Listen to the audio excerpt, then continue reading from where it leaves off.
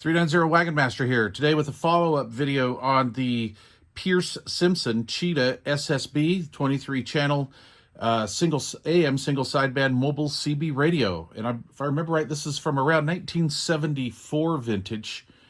Kind of forgot. Anyway, it's been a while. This radio has been done. I completed this thing, gosh, almost 8 weeks ago now.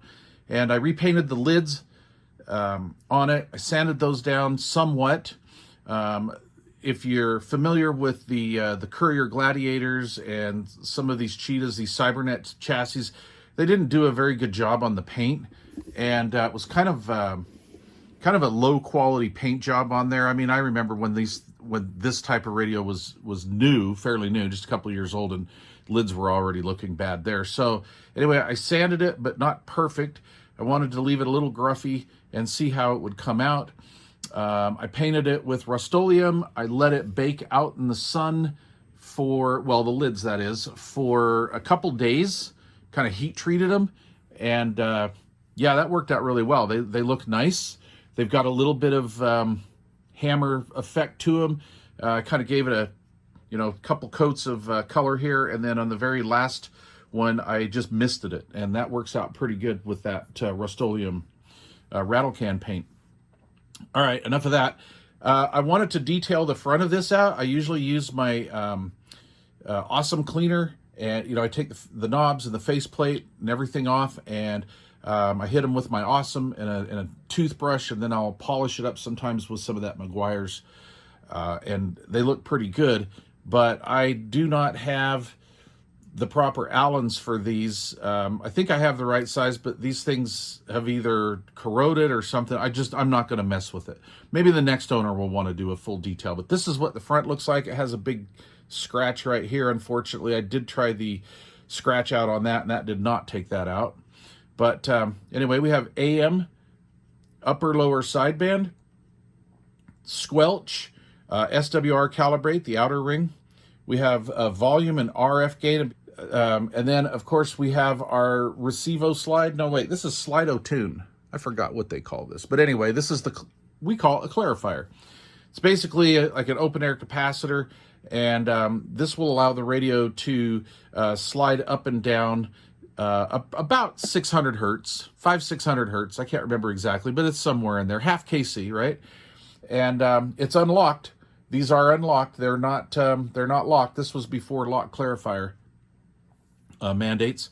And then over here we have SWR calibrate and SRF meter switch.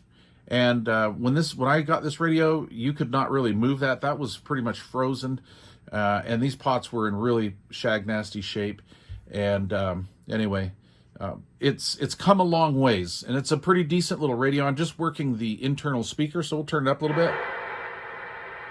It's got that old sound to it. Has pretty good adjacent channel rejection.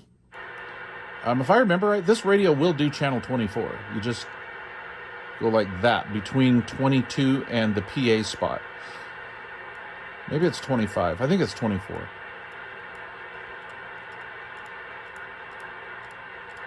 And the alignment on here worked out just fine. She's all up to spec. Has a nice quiet receiver. We have noise blanker on off.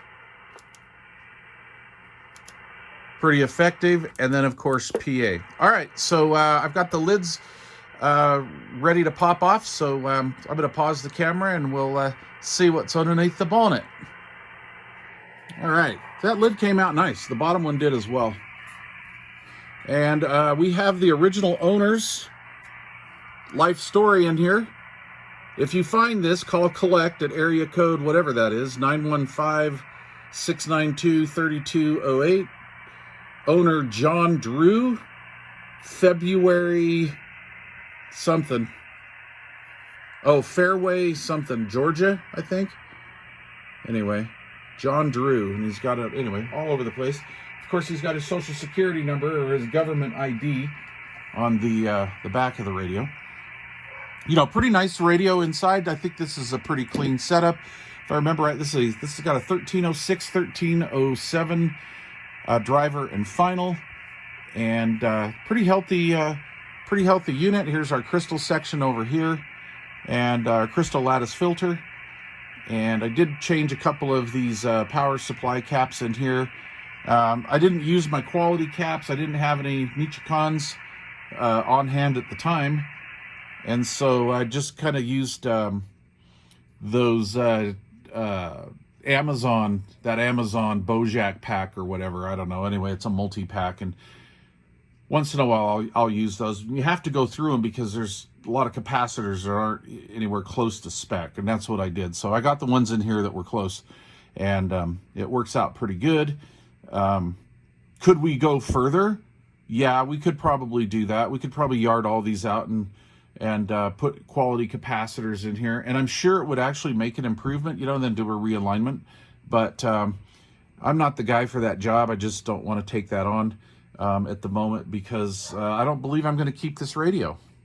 So a couple things that I thought were interesting. Let's see here. You can see how the factory marks the cans, right? When they get through doing the alignment, they mark the cans and everything with a magic marker. And pretty interesting stuff. Most of this radio was basically in tune. There's just a few of the cans that had to be nudged a little bit. Of course, we nudged them, you know, went back through it and everything, and went back and forth on those. And anyway, by the time all said and done, when we got through getting the proper adjustment, they basically all lined back up. So the radio really wasn't out of tune. I do think that it could probably be recapped because, like, the ones I took out of here were really bad, and the rest of it needs to go. It's not really acting funny or anything like that, but again, probably if you put some new high quality caps in there, the radio might act different or better, or maybe like it was when she was new. I'm not really sure. Maybe better. Who knows? Leave questions or comments down below. Tell me what you all think. So anyway, let's finish this up. All right, so I've got the old Royce 097 inlined, and I am on AM channel 13. We'll try that. We're on AM, and we have no mic gain or anything like that, so everything's just full blast and ready to go. All right, here's what we have. We have a dead key of 3 watts. Hello, radio. 1, 2, 3, 1, 2, 3. And just speaking into it normally, we'll get a little bit of RMS swing up to almost 3.5. You can almost hit 4 with a little whistle. And let's go over to lower sideband. And we will do a sideband check. Hello, radio. 1, 2, 3. Hello, radio. 1, 2, 3. So we're getting about 4 watts average with a 6 watt peak. And of course, that's in RMS. And let's see here. Let's see if we can get an idea on the audio. I'm going to turn on the old Randy 2. And we'll run that down to 13. Let's see if we can what we can do here. Hello, radio. 1, 2, 3.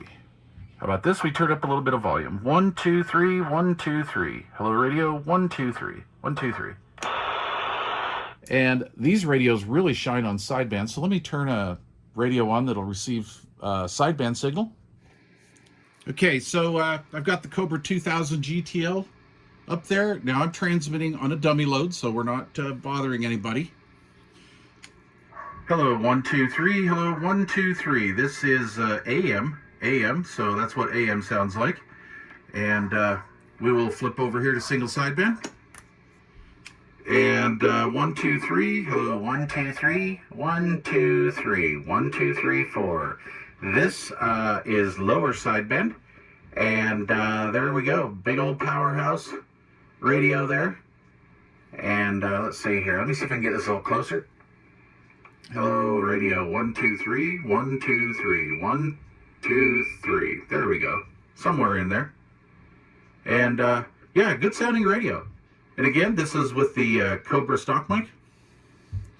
And using the Turner Plus 2 on this radio really gets her going, but I don't feel that we really need to do that this particular demo because I'll just get a bunch of feedback here. But here's that Slido tune. 1, 2, 3, 4. 1, 2, 3, 4. 1, 2, 3, 4. Hello, radio. 1, 2, 3. 3 9 and a 0. Wagon Master off this Wagon Rut bass. The old Pearce Simpson Cheetah SSB from about 1974. Thanks for watching. All right, here's some BOTUS footage here. How about a little birdie bird action? Let's do some PEP feel-good Watsises. And I think this test here may show you that this radio could probably use a full-on recap. So here we go. We're currently on AM. And I'm showing a dead carrier of 3 watts, which is what we saw on the Royce meter. Remember, we're in the PEP feel-good reading mode here, and we're consistently, there's almost 14 watts, but this thing, PEP, is hanging in around 10 or 12 watts with a 14 watt peak. Audio, that mic likes that frequency, so mic and radio. So there you go. That's on AM. That's pretty healthy. You know, when you see that RMS swing on those old school meters, the RMS meters, and that's all we had when I was a kid. That's all I could afford. That was what you went by, you know. So anyway, again, we're in PEP Feel Good Watts. This is 1, 2, 3. Now the radio isn't really a powerhouse here. We're doing about 8 watts. Audio, that one tone isn't getting it, so we're doing about 9 watts PEP. So if you guys were expecting this thing to swing to 20 or 30 bird, it's not going to happen. Oh, radio, there's 8. There's 8. So that's all we can get. Just the way these old school radios are. Would that look different with a recap? Maybe put some quality Nichicons in there or something. Maybe so. Anyway, I hope you guys like this video. Please leave questions or comments down below, and thanks so much for watching. Oh, and if you've not yet subscribed, please consider doing so. Cheers.